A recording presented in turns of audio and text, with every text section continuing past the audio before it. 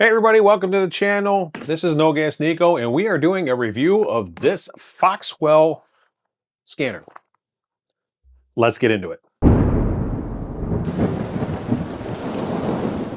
right, before we get started, full disclosure, they did send me this free of charge to go ahead and do a review for. I get to keep the item, but that doesn't buy them a good review. I give you my opinion, and if I like it, tell you I like it. If I don't, I'm going to tell you I don't. If I tell you if it bricks my car, I'm going to report that. It doesn't matter. I don't have a relationship with these guys other than I agree to do a review for them. They agreed to send me this. So without further ado, let's go ahead and get to the unboxing and see what's in this package. Okay, so this is the 510 Pro from Foxwell, as stated before, and this is specifically for BMW. Now, they do have a variety of scanners that are specific to other makes and models.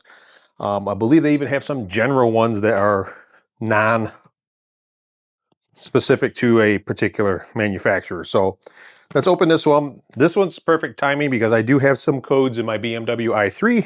I'm going to use this to diagnose it, see if I can save myself a costly trip to the dealership. It might, for the price, it may be worth it. That looks like a sales brochure. It tells you all their different makes and models. So even some smaller handheld ones. So there's quite a few ones too that they produce.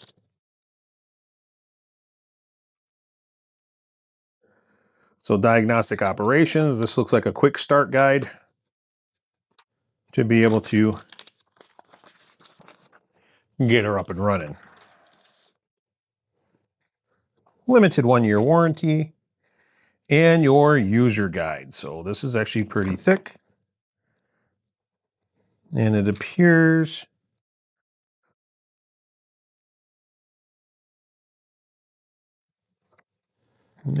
like this is all English. Yeah.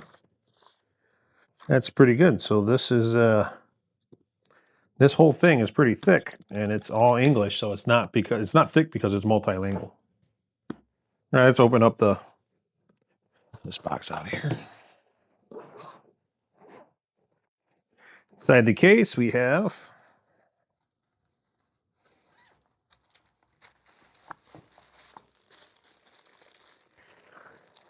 cables. Looks like connection to a 12-volt battery if needed. Let's take a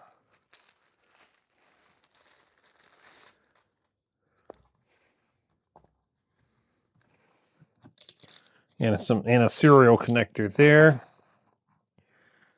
This looks like a serial connector to OBD2 and a USB to USB-C. And then on this side, there's nothing in this pouch here. And this side is our Foxwell scanner. Not much to this thing. It's pretty small, very lightweight.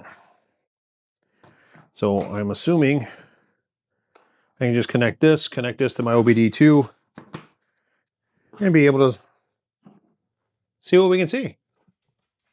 All right, without further ado, let's take it out to the car and see what we can see.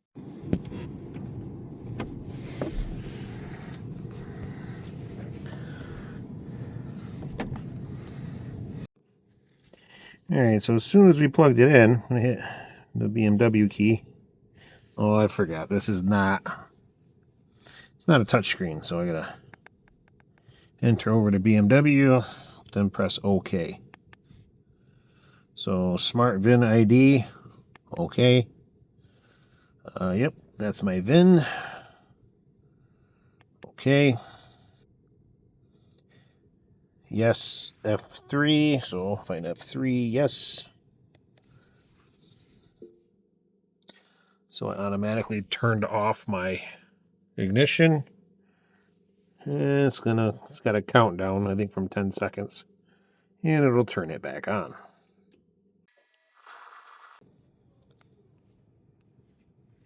Okay. So why don't we go right into Diagnostics? We're going to say OK. Quick scan, sure, let's go quick scan. Oh, there's a fault. Now I do have a cylinder 2 misfire on this car. So, hopefully that's all that it's saying is at fault here. So let it go through all of its codes, and then we'll find out what it's at. So we're at 68%, still scanning. I also believe there's an isolation fault in one of my cables that doesn't cause it to quit, but something that does need to be addressed. So, yeah, back in focus here. There we go. So report F3. So we can see here.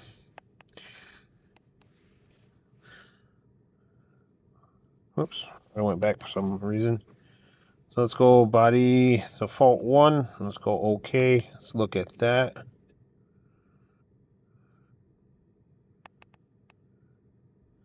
Dynamic stability control. That's a new one.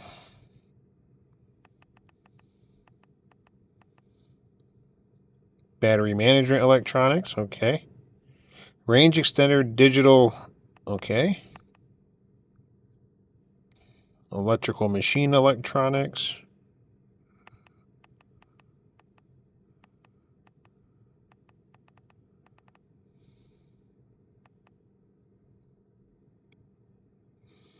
Intermittent seat heating, driver seat, cushion heating pad line brake too short. Okay, now that is good to know, because my driver's side heat doesn't work.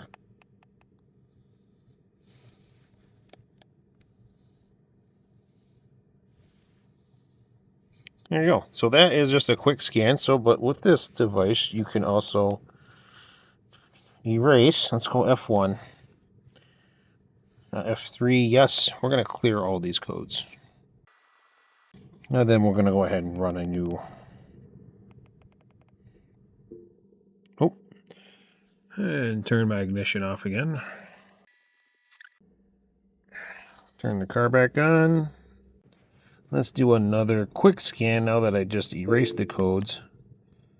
Let's see how many come back again. Probably a lot with the range extender, because I know I have a problem there. Okay, I don't have any faults.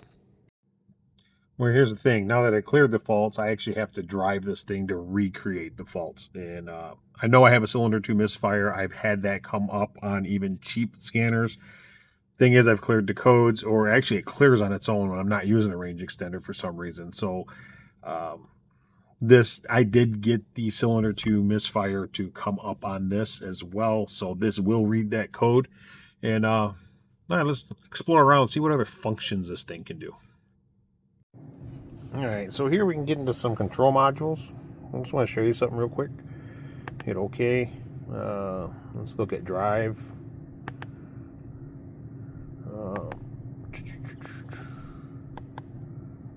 Oops.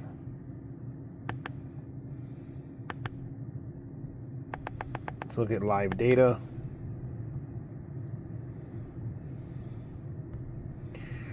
Just for an example, let's go to interior lighting. Let's go with rear light intensity. So I'm going to hit F3 for OK. It's at 0% right now. If I turn it on, you see it's at 100%. So let's select it. So that's your actual reading you got right there at 100%, your actual reading. Because let me turn it off.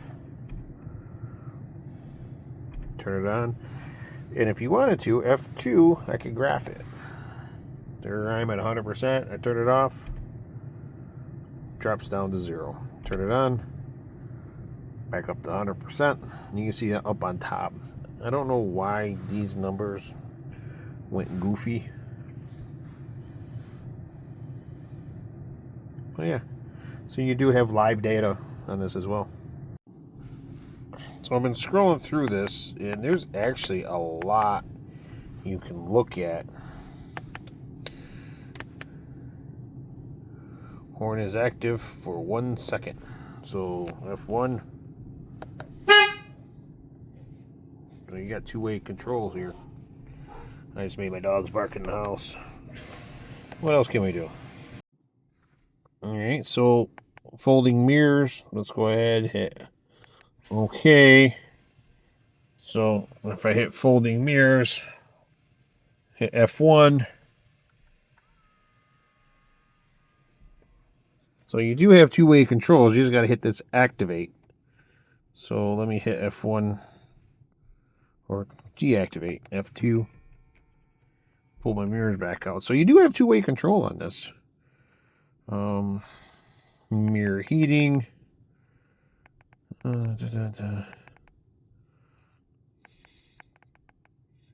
It's all for mirrors. I don't want to see. Washer type system. Okay. Stage 1. Let's look at this. Want to activate. Hit F1 here. Deactivate F2.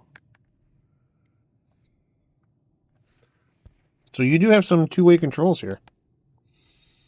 Washer pump. So if you wanted to test something, you go ahead and wash your pump. F1 activate. And yeah, I heard the pump go, but I'm out of fluid, so you didn't see anything go.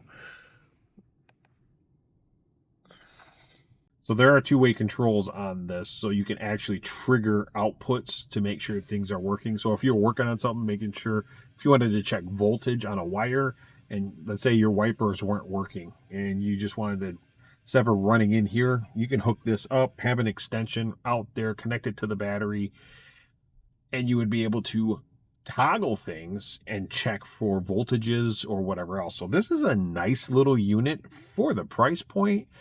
With two-way communications, you can actually activate circuits with this thing. And there's so many menus you can go on. I can go on and on and on, but check their website.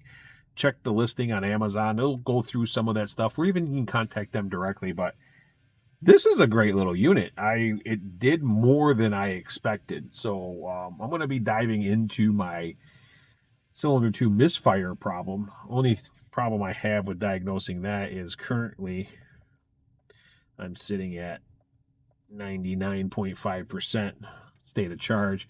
I have to be down less than 75% before the range generator engine will turn on. So I'm going to have to drive this around for a little bit and then dive into that problem. I might make a video on how I'm going to try to fix that.